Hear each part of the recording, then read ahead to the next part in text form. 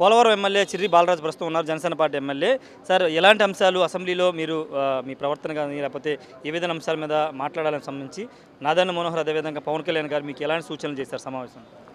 అంటే మొదటిసారిగా అసెంబ్లీకి వెళ్తున్నాం కాబట్టి అక్కడ ఏ విధంగా మనం హుందాగా ప్రవర్తించాలి, అలాగే ఇప్పుడు ఉన్నటువంటి పరిస్థితులు ప్రతిపక్షం కూడా లేదు, మనం ఏ విధంగా ప్రజలు ఎప్పుడు కూడా ఈరోజు చూసుకున్నట్లయితే వైసీపీలో ఉన్నటువంటి ఎమ్మెల్యేలు కానీ మంత్రులు కానీ ఈరోజు కేవలం ఒక్క అసభ్య పదజాలంతో కానీ ఈరోజు అసెంబ్లీలో కానీ ఏ విధంగా మాట్లాడారో వారిని ఈరోజు తిరస్కరించారు. మనందరం కూడా అలాగ ఉండకోకుండా తప్పకుండా ప్రజల మన్నలతో మనం భారీ మెజార్టీతో గెలిచాం కాబట్టి తప్పకుండా మనం అందరం కూడా క్రమశిక్షణతో అసెంబ్లీలో మాట్లాడాలి.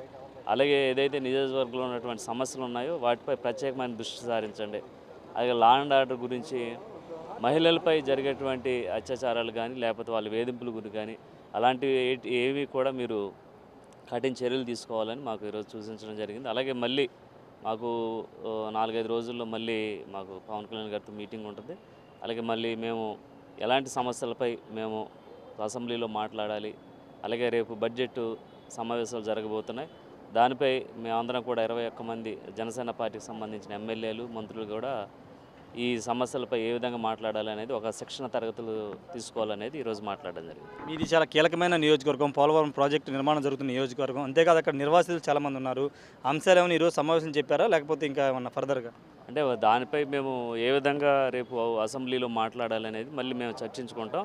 అలాగే ఇప్పుడు ప్రజలకు సంబంధించి అక్కడ R&R ప్యాకేజీ కానీ, అలాగే వాళ్ళకి భూమికి బదులు భూమి కానీ, అలాగే ప్రాజెక్ట్ సంబంధించి ఏదైతే వాళ్ళకి నిర్వాసితులకి ఇవ్వాల్సినటువంటి ఇంటి గురించి కానీ మేమందరం ఇవన్నీ కూడా మేము ఇక్కడ సమావేశంలో చర్చించడం జరిగింది. వాటిపై క్షుణ్ణంగా క్షేత్రస్థాయిలో మేము పరిశీలించి దానిపై రేపు అసెంబ్లీలో మాట్లాడతాం. Okay, thank you. ఖచ్చితంగా అసెంబ్లీలో పోలవరం ప్రాజెక్ట్ సంబంధించిన నిర్వాసితులు R&R అంటే రిహాబిలిటేషన్, రీఫెసిలిటేషన్ సంబంధించినటువంటి అంశాల మీద కూడా మాట్లాడతామని చెప్తున్నారు. అంటే అన్నింటి అంశాల మీద పవన్ కళ్యాణ్ వాళ్ళకు సూచనలు చేశారని చిర్రి బాలరాజు అయితే చెప్తున్నారు. ముఖ్యంగా అసెంబ్లీతో పాటు బడ్జెట్ సమావేశాలు వచ్చే నెలలో జరగబోతున్నాయి కాబట్టి ఆ సభలో ఏ విధంగా మాట్లాడాలి, రాష్ట్ర ఆర్థిక పరిస్థితితో పాటు ఆ నియోజకవర్గంలో ఉన్నటువంటి పరిస్థితులు వాటిని వివరిస్తూ సభలో మీకు అవకాశం వచ్చిన మాట్లాడాలని పవన్ కళ్యాణ్ ఎమ్మెల్యేలకు చెప్పినట్టు చిర్రి బాలరాజు అయితే చెప్తున్నారు. కెమెరా పర్సన్ ప్రసాద్తో రాజశేఖర్, విజయవాడ నుండి. మరిన్ని వీడియోస్ కోసం ఛానల్ ని సబ్స్క్రైబ్ చేయండి, లేటెస్ట్ అప్డేట్స్ కోసం వాట్సాప్ ఛానల్ ని ఫాలో చేయండి అండ్ లింక్ డిస్క్రిప్షన్ లో ఉంది.